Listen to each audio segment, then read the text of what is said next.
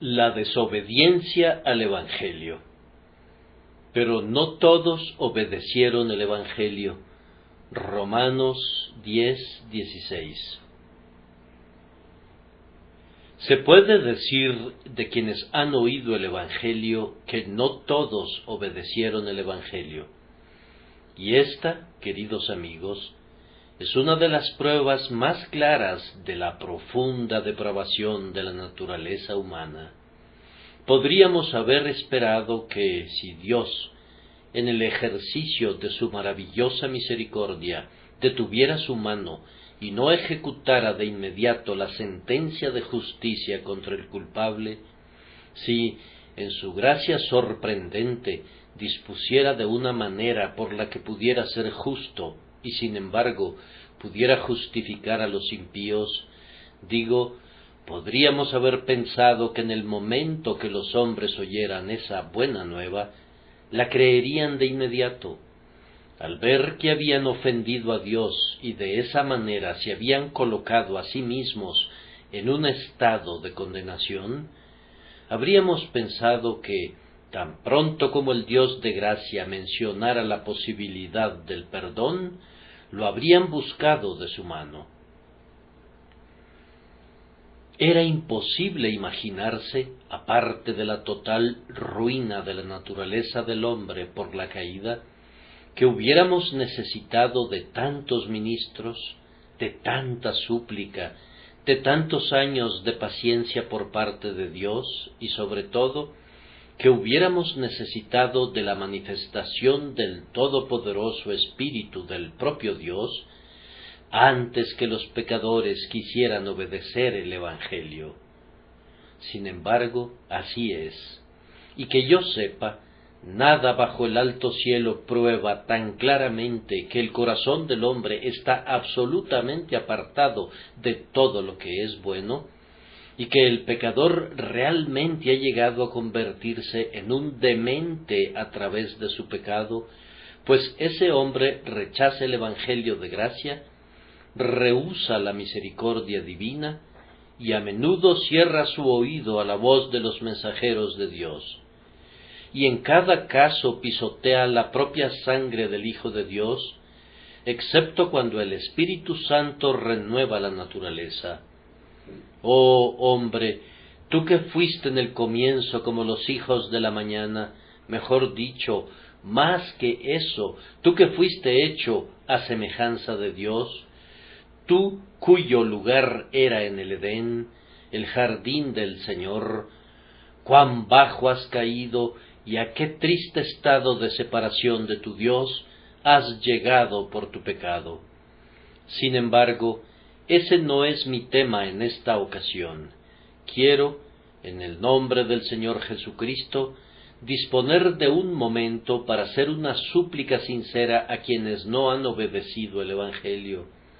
Ese es el caso de muchos que se reúnen con nosotros en esta casa de oración, y lo es también de otros que se reúnen en otros lugares, quienes, aunque han oído a menudo el Evangelio, sin embargo, no todos obedecieron el Evangelio. Tal vez algunos de esos que han sido desobedientes hasta ahora, lo obedecerán hoy.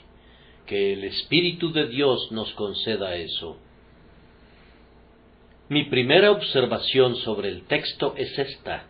El Evangelio viene a los hombres con la fuerza de un mandamiento. No todos obedecieron el Evangelio, pero no se puede hablar de obedecer algo que no tiene la autoridad de un mandamiento. Es claro, por tanto, que el Evangelio viene a los hombres como un mandamiento y que tiene la fuerza de un mandamiento. No me voy a detener a citar todos los textos que ustedes pueden recordar con facilidad y que, a menos que se les despoje de su verdadero significado para acomodarlos a una cierta forma de enseñanza teológica, prueban que el Evangelio viene a los hombres como un mandamiento. Voy a mencionar tan solo un pasaje. Por eso, aunque antes Dios pasó por alto los tiempos de la ignorancia, en este tiempo manda a todos los hombres en todos los lugares que se arrepientan. Así no se presenta como una opción para ustedes si quieren aceptar el Evangelio o no. No se les dice, ustedes pueden aceptarlo si quieren, o pueden rechazarlo si quieren. No pueden rechazarlo sin incurrir en la culpa de desobediencia a un mandato divino. El Evangelio no viene a ustedes como una cosa ordinaria que es de poca o de ninguna importancia. Es cierto que pueden rechazarlo, pero no sin un terrible riesgo para su alma. No solicita de manera humilde entrar en el corazón de ustedes. Lo exige, lo reclama como un derecho. No viene como un mensaje de uno de sus compañeros, sino que, con autoridad divina, viene a ustedes de la boca del propio Dios, directamente por medio de su palabra, o indirectamente por medio de la fiel predicación de sus siervos. Por tanto, si lo rechazan, desobedecen al propio Dios, como aquellos a quienes en tiempos antiguos Él les decía, todo el día extendí mis manos a un pueblo desobediente y rebelde. Rechazar el Evangelio de Cristo es cometer un gran pecado. Él mismo dijo, concerniente al Espíritu Santo, cuando Él venga, convencerá al mundo de pecado, y luego casi inmediatamente agregó, en cuanto a pecado, porque no creen en mí. Que los hombres no crean en Cristo es como si fuera la misma esencia del pecado, la flor y la corona del pecado, su virus, la quinta esencia de la culpa. Y más aún, el mandamiento para los hombres de creer en el Evangelio tiene la pena de muerte unida a su desobediencia.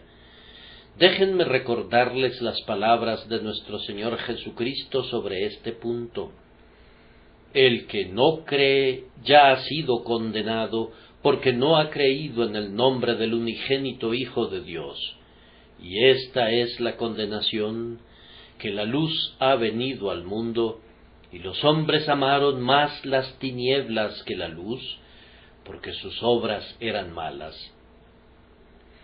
Recuerden también la solemne declaración de nuestro Señor en relación al ministerio universal de su palabra: id por todo el mundo y predicad el Evangelio a toda criatura. El que cree y es bautizado será salvo, pero el que no cree será condenado. Entonces, vean, se nos da el Evangelio como un mandamiento, y desobedecerlo conlleva una horrible penalidad. Ahora, amados, posiblemente me van a decir, ¿cómo es que el Evangelio, las buenas nuevas de Dios para el hombre culpable, el Evangelio que está lleno de gracia, que es de verdad todo de gracia de principio a fin, viene en la forma de un mandamiento? ¿No tiende a convertir a tu predicación en una predicación legal? Mi respuesta a esa pregunta es que si tiene ese resultado, no puedo impedirlo. Estoy obligado a predicar lo que encuentro en la palabra de Dios. Cualquiera que sean las consecuencias, no debo alterar la forma del mensaje de mi Señor. Pero me parece que el Evangelio está anunciado en la forma de un mandamiento, primero, para alentar a los pobres buscadores cuando están en el proceso de venir a Cristo. En general su pregunta es, ¿podemos entrar? Como regla también preguntan, ¿podemos realmente creer en Jesucristo? ¿Podemos atrevernos a hacer eso? Ahora bien, si existe solamente una invitación, o si esa invitación está limitada a personas de un cierto carácter, el ojo del pecador estaría fijo en ese carácter, tratando de determinar si él es uno de esos invitados. No queremos que vuelva su mirada hacia sí mismo, y sin embargo, eso es exactamente lo que hace usualmente, y esto le impide fijar su mirada en Cristo, donde únicamente se encuentra la salvación. Esta es, creo yo, una razón por la que el Señor ha puesto el mensaje del Evangelio en forma de un mandamiento. Ustedes ciertamente pueden hacer lo que Dios les manda hacer. Aún la misma desesperación no puede hacer ninguna pregunta al respecto. Si se me ordena guardar el día del Señor, entonces ciertamente se me permite hacerlo así. Y si se me manda adorar a Dios, ciertamente me es permitido adorarlo. Así entonces, si como pecador se me manda poner mi confianza en el Señor Jesucristo, no necesito detenerme para ver lo que soy, o quién soy, o buscar algo bueno o alguna preparación en mí. Tengo la certeza que puedo creer en Jesús porque se me ordena hacerlo. Algunas veces he tratado de explicar esta verdad con la comparación que la reina Victoria mandara una orden a un hombre pobre de los barrios más bajos de Londres para que fuera a reunirse con ella en el castillo de Windsor. Simplemente imaginen que esto fuera posible y que el mensaje dijera más o menos algo así: a fulano de tal y tal lugar, se le ordena venir a nuestro palacio real de Windsor. Si no asiste, aténgase a las consecuencias. Bien, ese hombre sentiría probablemente que una orden así difícilmente podría ser verdadera. Le daría vueltas, miraría la firma y el sello. Pero si la invitación fuera genuina, lo veo poniéndose en marcha rumbo a Windsor tan rápido como fuera posible.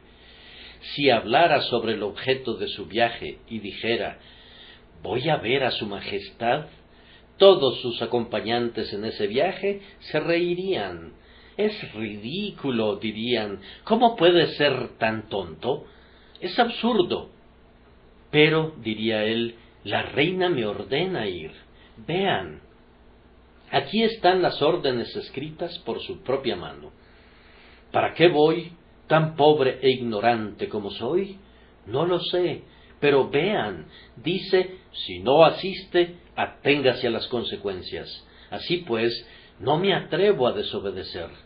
Observen que la propia dureza de la orden, la forma enérgica con que fue expresada, tuvo ante los ojos de este hombre la fuerza de la ley, y de esa manera se convirtió en un estímulo para ir y le dio fuerzas para ponerse en camino. De igual manera, cuando el Evangelio manda al pecador a arrepentirse, le dice en efecto: «Deja tus razonamientos y tus cuestionamientos y tus dudas y tus temores, todos sean eliminados por esta espada del Espíritu, que es la palabra de Dios, y que el propio mandato del Señor sea suficiente garantía para que vengas a Él. Puesto que Él te invita a venir, con toda seguridad puedes venir. Predicad el Evangelio a toda criatura, es el mandamiento de nuestro Señor. Tú eres una criatura, por eso te predicamos a ti, y te decimos, en el nombre de Cristo, que el que cree y es bautizado será salvo, pero el que no cree será condenado». Se te presenta en esta forma para animarte, casi para conducirte a que vengas a Cristo y confíes en que Él te salvará. Tampoco me cabe alguna duda que el Evangelio nos es dado en la forma de un mandamiento para darle ánimo a quien lo proclama. A menudo al terminar de predicar he pensado: les he hablado del Evangelio y les he suplicado que vengan a Cristo, pero me pregunto si lo he hecho realmente como mi Señor quisiera que lo hiciera. Ustedes saben que la verdadera predicación se hace en nombre de Jesús y con su autoridad. Es como hacer un milagro, pues tenemos que decirle al muerto que viva, lo cual es la cosa más absurda que podemos hacer, excepto que, como Dios nos ha pedido que lo hagamos, lo hacemos, y el muerto vive. Nosotros decimos: sordos, oíd, y ciegos, mirad para ver. Son cosas que para nuestra razón no tienen ningún sentido. Sin embargo, como se nos ha pedido que lo hagamos, lo hacemos, y eso lo bendice Dios, y entonces el sordo oye, y el ciego realmente ve, y el muerto resucita. Bueno, he pensado, ¿les he hablado a mis oyentes de esa manera por la autoridad divina? Teniendo este tesoro en una vasija de barro, ¿ha resplandecido realmente la excelencia del poder de Dios? Ahora bien, pecadores, en el nombre de Jesús de Nazaret, que pronto vendrá otra vez para juzgar a los vivos y a los muertos, les entrego estos mandamientos en su nombre: arrepentíos y sea bautizado cada uno de vosotros. Crean en el Señor Jesús y serán salvos. Estas palabras no son dogmas de la Iglesia, son las claras verdades que encuentro en las Escrituras, y en el nombre de Jesús les encargo que las obedezcan. Oh Espíritu del Dios viviente, haz que la gente sea obediente en este día, que es el día de tu poder. Esa es, pues, otra razón por la que el Evangelio se presenta en esta forma, para que el ministro de Cristo pueda hablar con confianza, dando a los hombres el mandamiento en nombre de su Señor, que se arrepientan y crean en Jesús. Pero, queridos amigos, hay otra razón adicional, y esa es para dar el honor a Dios. El Evangelio no es algo que un igual ofrece a otro igual. Cuando el Evangelio dice, cree y vivirás, no es la voz de un hombre hablándole a otro hombre. Le advierto a cada pecador que toma con ligereza el Evangelio que tenga cuidado con lo que hace, porque es Dios su hacedor, que también será el juez de los impíos, quien envía las invitaciones para la gran fiesta de bodas del Evangelio. Si la rechazas, no estás rechazando la invitación de un hombre, sino la invitación de Dios, tu Creador y tu juez. Estás realmente rechazando a quien pronto vendrá en las nubes del cielo, con gran poder y gloria, para castigar al desobediente, desterrándolo para siempre de su presencia. Así, es lo más adecuado que el Evangelio no venga como una invitación común, sino que debe venir con toda la fuerza de respaldo que puede tener un mandamiento divino. Recuerden nuevamente que aunque las bendiciones del Evangelio son en su totalidad dones de la gracia divina en donde quiera que se encuentren, son, sin embargo, cosas que la ley misma exige de los hombres. Por ejemplo, el Evangelio les llega para que ustedes puedan tener corazones nuevos. Sin embargo, el profeta proclamó hace muchos años la promesa de Dios: os daré un corazón nuevo. El Evangelio les llega para que puedan ser puros. Pero ustedes deben ser puros aparte de cualquier evangelio. No tienen derecho a ser impuros. El Evangelio les llega para que puedan quitar su pecado, pero no tienen ningún derecho a tener algún pecado. Su pecado lo han cometido contra Dios con toda intención y malvadamente, y la culpa de él yace a la puerta de ustedes. El Evangelio viene para que puedan reconciliarse con Dios, pero nunca debieron ser enemigos de él, y mientras continúen en enemistad contra Dios, están pecando cada momento. El Evangelio realmente les trae los dones de la gracia de Dios, pero al mismo tiempo les da en gran manera lo que debiera haber sido de ustedes, y hubiera sido de ustedes, si no hubieran pecado contra el Dios justo, y si no hubieran quebrantado su más santa ley. Además, las demandas que hace el Evangelio son, después de todo, solamente los deberes que con toda justicia les incumben, porque creer a Dios es el obligado deber de todos aquellos que han sido creados para Él, para su alabanza, pues no creer en Él es hacerlo mentiroso. Algunas veces, cuando hablo con algunas personas en privado acerca de sus almas, tengo un poder especial que me ha dado Dios el Espíritu Santo para hacer ver ese gran pecado a sus conciencias. Es muy probable que esté aquí la buena hermana que vino por segunda vez la semana pasada y me pidió que orara por ella. Yo le respondí que no haría nada de eso y agregué: te he predicado el Evangelio claramente, te he dicho que si confías en Cristo serás salva. ¿Para qué debo orar? ¿Le debo pedir a Dios que haga otro evangelio que se ajuste a tu capricho, o que te salve de algún modo diferente a la fe en su Hijo? No puedo y no quiero hacer eso. Si dices que no puedes confiar en Cristo, prácticamente haces a Dios mentiroso. Y si estás determinada a cometer ese supremo acto de culpabilidad, tu sangre caerá sobre tu cabeza.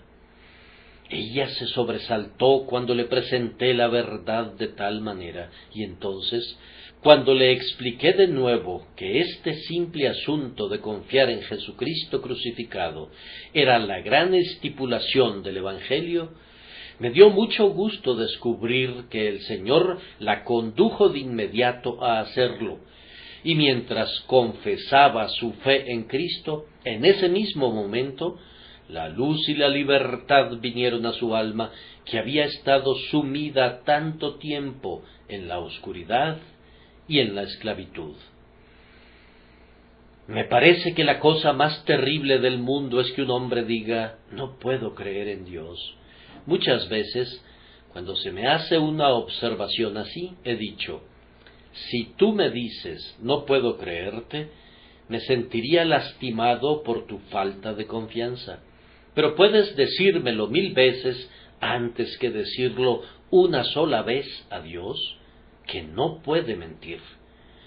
Oh, queridas almas, ustedes que todavía no creen en Cristo, recuerden que no es otra cosa sino el derecho de Dios que creamos en Él, y no es otra cosa sino el derecho de Cristo que confiemos en Él, y que, tanto en el santo como en el pecador, no confiar en Dios es un pecado que no puede excusarse ni por un momento, y que, si no nos arrepentimos y somos perdonados, tendrá que ser tratado por el gran juez de todos en el último juicio terrible.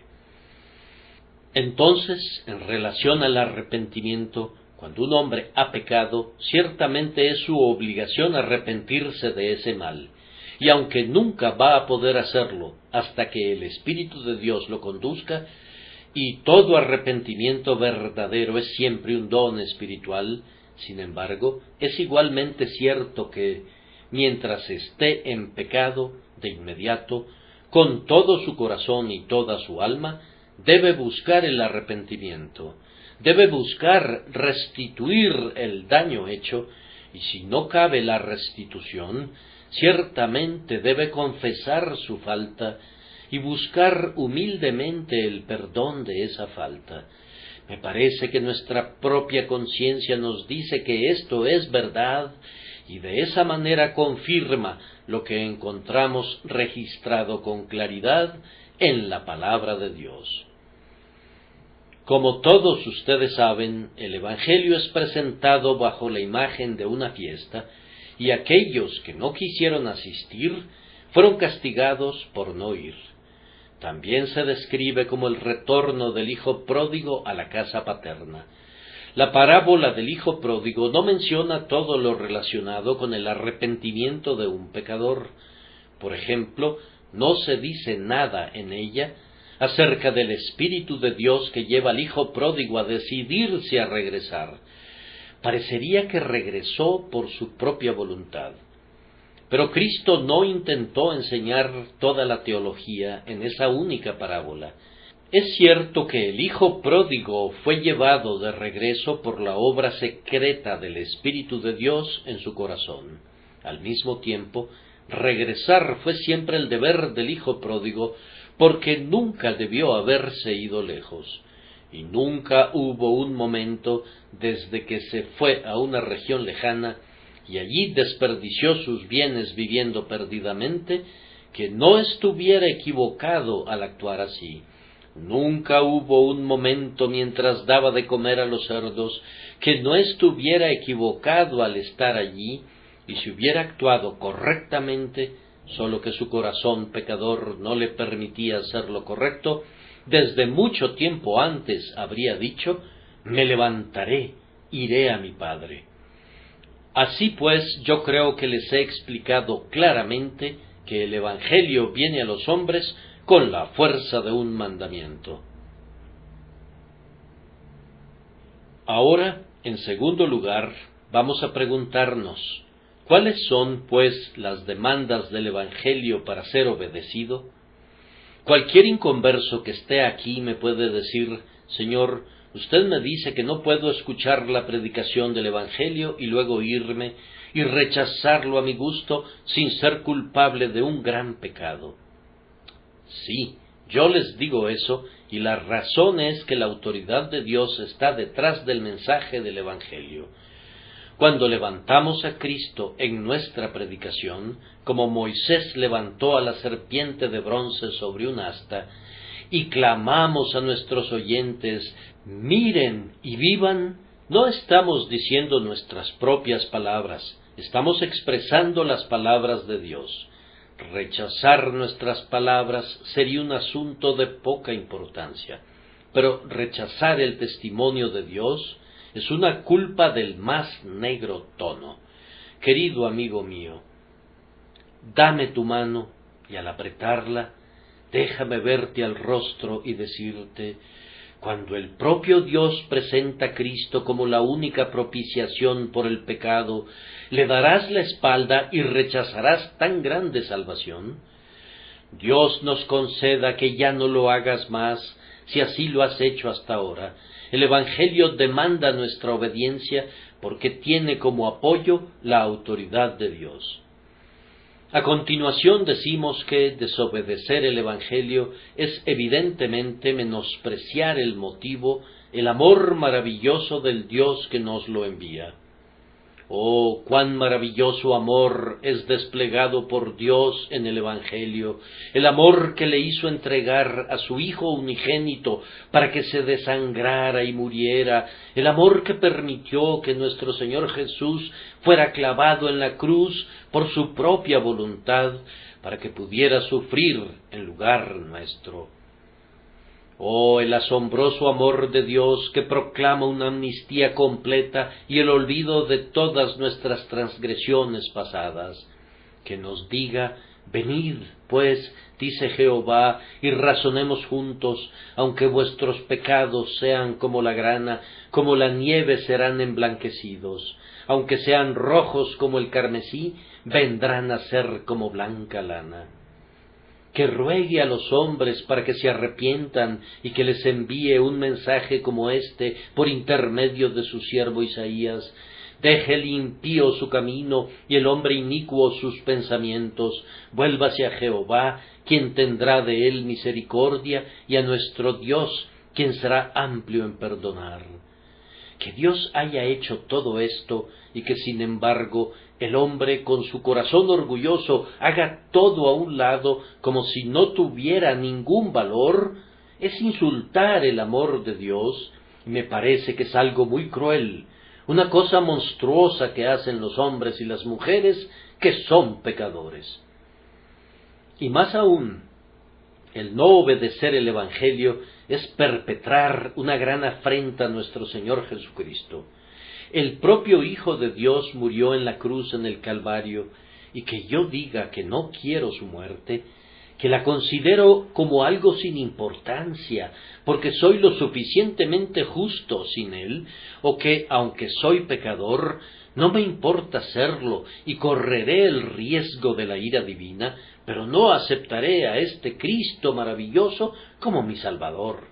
Esto sería de veras terrible. Si los ángeles pudieran alguna vez estremecerse de horror y asombrarse ante la enormidad de la culpa humana, sería cuando oyeran a un hombre decir por medio de sus acciones, si no por sus palabras en relación a Cristo: no quiero tener que ver nada con él, no me importa nada de él. Amigos queridos, quisiera, repito, acercarme a cada uno de ustedes en lugar de dirigirme a una gran multitud desde lejos, y si no han obedecido el Evangelio, quisiera hacerles esta pregunta: quieren ustedes todavía desobedecerle cuando su desobediencia es en realidad un rechazo al Hijo de Dios que muere y un insulto al amor todopoderoso de su Padre? La desobediencia al Evangelio es, también, un acto que contiene la esencia concentrada de la rebelión contra Dios. Supongan que un rey promulga una cierta ley, y uno de sus súbditos viola cada uno de los mandamientos de esa ley. El rey manda a llamar a su presencia al infractor y dice: «Amigo, ¿de veras no quieres obedecer mi ley? ¿La consideras dura y severa?». El hombre le responde que la ley es dura y severa, pero, agrega, eso no es lo importante. Yo no reconozco tu autoridad sobre mí y te odio. Puedo suponer que es escasamente posible que este rey, lleno de gracia, pudiera decirle a su rebelde súbdito: «Escucha, amigo, te voy a pedir que hagas algo que es enteramente para tu propio bien, no para mi beneficio, sino para el tuyo. Sé que estás endeudado por la cantidad de 10,000 libras esterlinas. Yo quiero darte esa cantidad, de manera que tu deuda quede saldada. ¿Quieres aceptar esto?». «No», responde, «no quiero. Prefiero ir a prisión y morir allí». ¿No ven de inmediato cuál es el veneno de la animosidad de este hombre en contra del rey? Sin embargo, esta conducta es imitada constantemente por los pecadores rebeldes. Aquí hay un hombre que enfáticamente dice, por medio de sus acciones: «Prefiero ser condenado antes que obedecer el Evangelio de Dios. Prefiero estar sumido en el infierno para siempre que aceptar a su Hijo como mi Salvador. No quiero obedecer su ley, pero para mostrar mi odio desesperado hacia Él y hacia todo lo que es de Él, tampoco obedeceré su Evangelio». «Oh», dices, «no quiero decir eso». Tal vez no, pero ese es el significado que está escondido en el mero centro de tu desobediencia, de la misma manera que un gusano está escondido a veces en el centro de una fruta. No lo has percibido, pero allí está. «Pero», argumenta otro, yo definitivamente no he dicho que nunca obedecería el Evangelio». «No, pero definitivamente has continuado desobedeciéndolo hasta este mismo momento, pues todavía eres un incrédulo». «Oh», dices, «pero yo no soy escéptico. Yo creo que todo lo que dice la Biblia es cierto». Esa admisión solo hace tu caso aún peor, pues si es la verdad, ¿por qué no crees? Si Cristo dice la verdad, ¿por qué no crees en Él? Esta es una conducta sumamente monstruosa y muestra que te has decidido a no aceptar que el gran Rey de Reyes reine sobre ti. Deseo, sin embargo, que veas de frente y con claridad ese hecho, pues espero que, cuando lo hagas, el Espíritu de Dios te convenza del pecado en el que estás viviendo, pues eso sería un gran avance en el camino que te lleva a buscar la limpieza de ese pecado por medio de la sangre preciosa de Jesús. Hermanos amados, rueguen para que Dios bendiga el mensaje que estoy presentando con profunda solemnidad de alma a los pobres pecadores. Pídanle que lo lleve hasta lo más profundo de sus corazones por la obra eficaz de su Espíritu Santo. ¿Sabes, mi querido oyente inconverso, cuál es la estimación que tiene Dios del Evangelio? ¿No sabes que ha sido el principal tema de sus pensamientos y de sus actos desde toda la eternidad? Lo ve como la más grandiosa de todas sus obras, ese maravilloso esquema de redención por medio de la sangre de su Hijo unigénito, ese maravilloso camino de salvación para el pecador que deja de confiar en sí mismo y cree en Jesucristo, el Hijo de Dios. No puedes imaginar que ha enviado al mundo este Evangelio para que sea una pelota con la que puedes jugar, que le puedes dar una patada como lo hizo Félix cuando le dijo a Pablo: por ahora vete, pero cuando tenga oportunidad te llamaré. Ciertamente que ustedes no pueden creer que Dios envió al mundo su Evangelio para que ustedes lo convirtieran en un juguete y dijeran, como Agripa le dijo a Pablo: por poco me persuades a ser cristiano, y luego sacar todo el pensamiento del Evangelio fuera de sus almas. Ni siquiera pueden hablar de él de manera irreverente sin cometer un gran pecado. En mi propio corazón a menudo siento que no me atrevo a pensar en ese maravilloso monumento del amor infinito, el Evangelio proporcionado a los pecadores culpables, sin quitarme los zapatos como lo hizo Moisés, porque el lugar que piso es sagrado.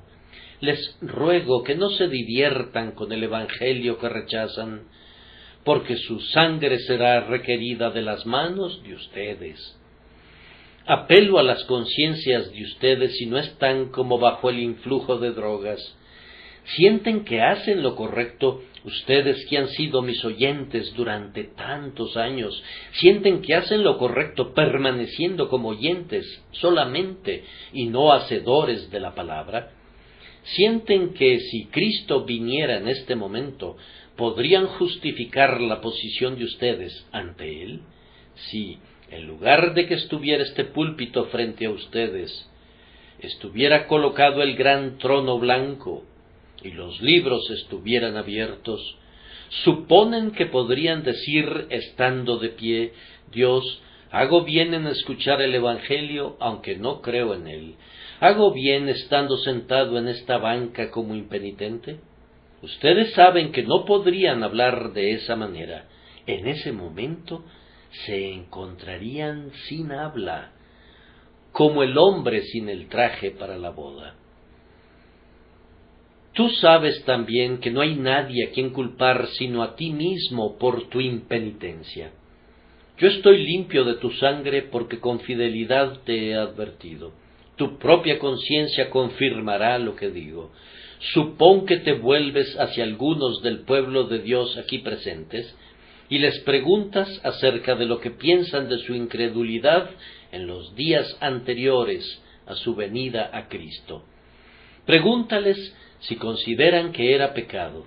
Te dirán que cuando Dios el Espíritu Santo les dio vida y los despertó y los trajo a confiar en Jesús, sintieron como si nunca se pudieran perdonar ellos mismos por haber rechazado durante tanto tiempo las invitaciones del Evangelio y resistido al Señor Jesucristo. Lloran y se lamentan y suspiran al recordar cómo se habían resistido al Espíritu de Dios y cómo lo afligieron de mil maneras, reprimiendo su conciencia, ahogando su convicción de pecado, precipitándose de pecado en pecado para escapar del Evangelio si podían. Sienten que todo esto constituyó un terrible pecado y ellos son buenos jueces en estos asuntos, pues el Señor les ha enseñado por su Espíritu y pueden estar seguros que ciertamente es un gran pecado.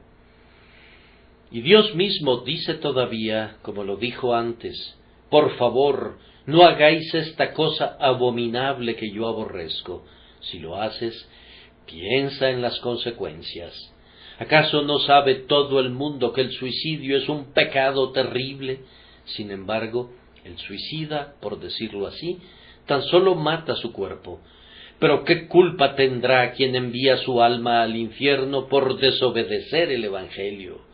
Para suicidarse, un hombre no necesita utilizar un cuchillo o una cuerda, puede dejar de comer si así lo prefiere, y quien rehúsa voluntariamente comer el pan del cielo y condena su alma por un rechazo suicida de Cristo, ¿quién le podrá tener piedad?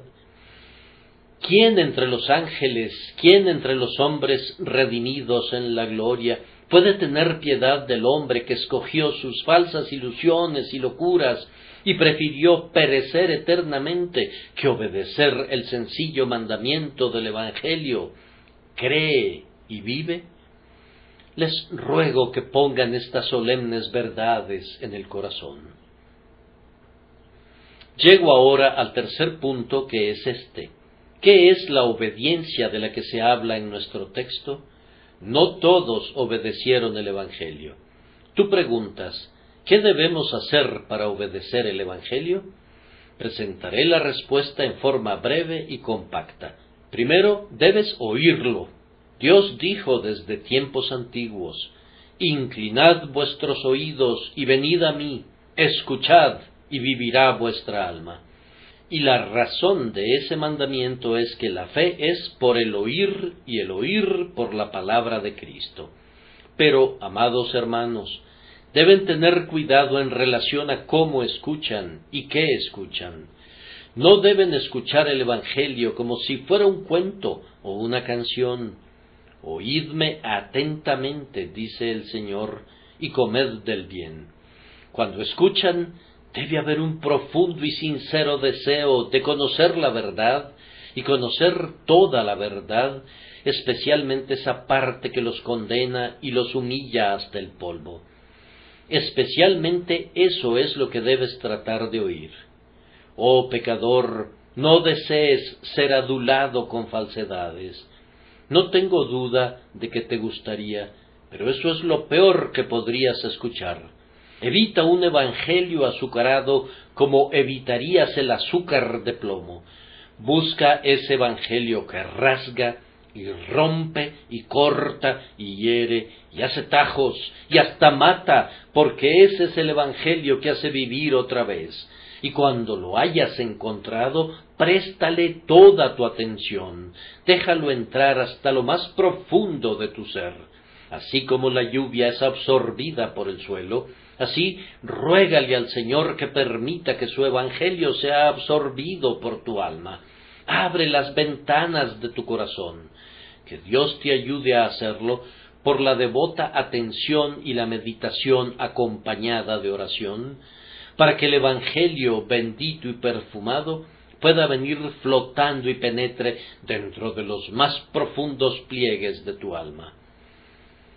Pero escuchar el evangelio no es suficiente. El mandamiento claro es: cree en el Señor Jesucristo y serás salvo. Ahora bien, creer es confiar. La evidencia práctica de que hemos escuchado correctamente el evangelio es que creemos en él. Este es el evangelio resumido. Cristo murió por los pecadores. Él tomó el lugar como sustituto de todos aquellos que confían en él. Yo confío en él, y así yo sé que él es mi sustituto. Dios lo ha castigado a él al tomar mi lugar, y por tanto no puede castigarme a mí también, pues eso sería castigar la misma ofensa dos veces, cosa que nunca hará el Dios justo. Cristo ha pagado todas las deudas de todos los creyentes. Quien quiera que confía en Cristo es un creyente, y así sus deudas son pagadas, está libre de la responsabilidad de esas deudas, y por consiguiente bien puede gozarse. La esencia de la obediencia al Evangelio está en renunciar a toda confianza en uno mismo y a todo intento de salvarse uno mismo por méritos propios, y solamente descansar en Jesucristo para ser salvo. Cuando vas con tu banquero, tomas tu oro y se lo entregas para su custodia, y él lo cuida por ti. No vas con él 5 minutos más tarde y le dices: por favor, Señor, me gustaría ver mi dinero para asegurarme que está seguro. Si así lo hicieras, el banquero te aconsejaría que te lo llevaras y que no lo volvieras a molestar. Pero no actúas tan tontamente, pues tienes la confianza que el banquero cuidará tu dinero. De la misma manera debes actuar con tu alma. Vamos ahora, que el Espíritu de Dios te ayude a hacerlo. Haz de Cristo tu banquero, deposita tu alma en Él, y entonces di con el apóstol Pablo: yo sé a quién he creído, y estoy convencido de que Él es poderoso para guardar mi depósito para aquel día. Ese acto, que es un acto continuo a través de toda la vida, es el acto que salva el alma. Ah, dice alguien, pero entonces el arrepentimiento también es requerido. Así es, y el que confía su alma a Cristo es seguro que se arrepiente, porque el verdadero arrepentimiento hace que un hombre hable así: ¿acaso Cristo ha salvado realmente a mi alma? ¿Ha sido tan amoroso y lleno de gracia conmigo como para hacerme suyo para siempre? Oh, entonces me avergüenzo de no haberlo amado antes. Mi mente ha cambiado hacia Él ahora.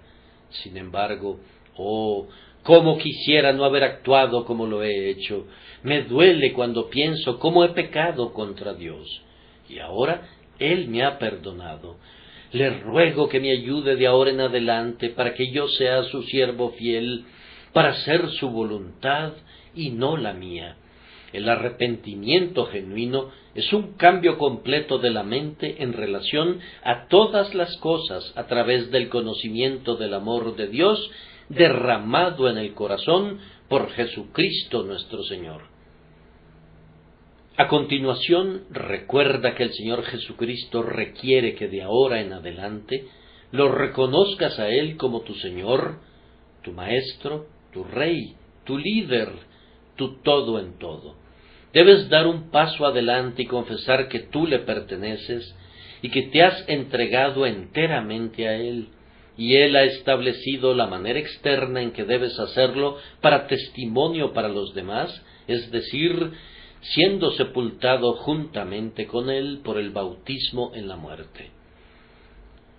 No que esto te va a salvar, pues no tienes ningún derecho de observar esta ordenanza mientras no seas salvo. Pero cuando has creído en Jesús, tienes que hacer tu confesión de fe según la Escritura, dando el testimonio que perteneces a Cristo, habiendo sido muerto y sepultado, y después habiendo resucitado en la propia ordenanza del bautismo, que es una figura y que nuestro Señor ha establecido.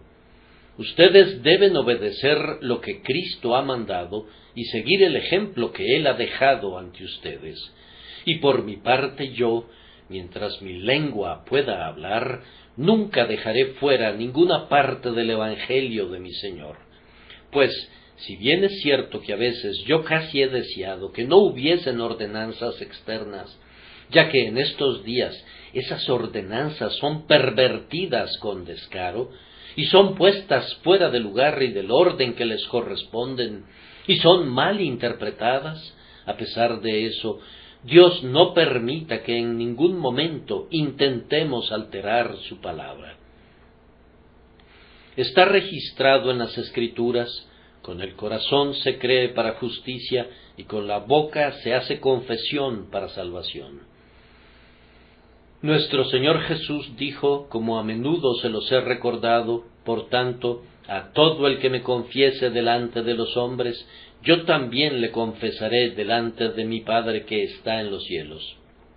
Así pues, me parece que Cristo requiere de ustedes una fe incondicional que hará que ustedes se entreguen a Él para ser de Él para siempre, y que sean obedientes a cada uno de sus mandamientos, a medida que el Espíritu de Dios los ilumine en lo que concierne a ellos. Ahora, querido joven, aquí estoy como un sargento que está reclutando, y quisiera por Dios que pudieras alistarte bajo el estandarte del Señor Jesucristo. No puedo ir y preguntarle a cada uno personalmente si quiere alistarse o no, pero confío que el poder de mi Señor va con su palabra y que Él te constreñirá a enrolarte entre quienes lo siguen. Pero quiero recordarte de nuevo que no es un asunto opcional para ti. Tú estás obligado a hacerlo. Debes hacerlo. Bien, dice alguien, estoy deseoso de alistarme. ¿Cómo debo hacerlo? ¿Cómo se enrola cualquier soldado inglés? Toma el dinero de la reina, ¿no es cierto? Este es el camino para llegar a ser cristiano. Toma a Cristo. No tienes que dar nada. Tienes que tomar y tomar a Cristo. Y de inmediato, por ese acto de fe, has recibido a Cristo y eres un soldado de la cruz. Los soldados de Dios, sin embargo, no son hombres de servicio a corto plazo. Deben servir durante toda su vida y por toda la eternidad. Cuando tomamos a Cristo, lo tomamos como el esposo toma a su esposa, para bien o para mal, para la abundancia o para la pobreza, para toda la vida o hasta la muerte. Pero nuestra unión con Cristo va más allá que eso. Llega la muerte y rompe los lazos conyugales, pero con nosotros, una vez en Cristo para siempre. Nada de su amor nos puede separar. Por lo cual estoy convencido de que ni la muerte, ni la vida, ni ángeles, ni principados, ni lo presente, ni lo porvenir, ni poderes, ni lo alto, ni lo profundo, ni ninguna otra cosa creada nos podrá separar del amor de Dios, que es en Cristo Jesús, Señor nuestro. Espero que aquí haya algunos que estén diciendo: ya veo lo que nos ordena el Evangelio y quiero obedecer, pero no tengo la fuerza que se requiere. Mi querido amigo, si tuvieras alguna fuerza, esta sería más bien un obstáculo para ti. Lo que Cristo quiere es tu debilidad, no tu fuerza. Pero, Señor, no estoy preparado para venir a Cristo, exclama otro. Tú eres exactamente el hombre que Él quiere. Tu preparación sería un estorbo para ti. Lo que Cristo quiere es tu falta de preparación, no tu preparación. Pero no tengo nada bueno en mí. Tú eres otro de los hombres que Cristo quiere. Lo bueno en ti se atravesaría en su camino. Él murió para quitar tu pecado, y eso es lo que Él quiere que tú creas. Así pues, sin nada bueno, sin ninguna preparación, con todo lo impío y vil que eres, te ruego que sigas estas líneas que voy a repetir y veas si de verdad se las puedes decir a Cristo desde tu corazón. Como gusano culpable, débil e indefenso, en tus afectuosos brazos caigo. Sé tú mi fuerza y mi justicia, mi Jesús y mi todo. ¿Acaso dices eso? Dices también: me confío totalmente a Él y deseo que me salve del pecado y me haga santo. Deseo ser su siervo fiel y su súbdito mientras viva. Que tan solo me salve y lo amaré por siempre. Si tu corazón ha dicho realmente eso, eres un hombre salvo, tan cierto como que vives. Hermana, si también dijiste eso, vete en paz. Tus pecados, que son muchos, te son todos perdonados. Si dijiste eso, hijo mío, entonces ten buen ánimo. Tus pecados te son perdonados. Toma tu cama y camina. Tú, pobre alma inválida, esta noche has encontrado la salvación.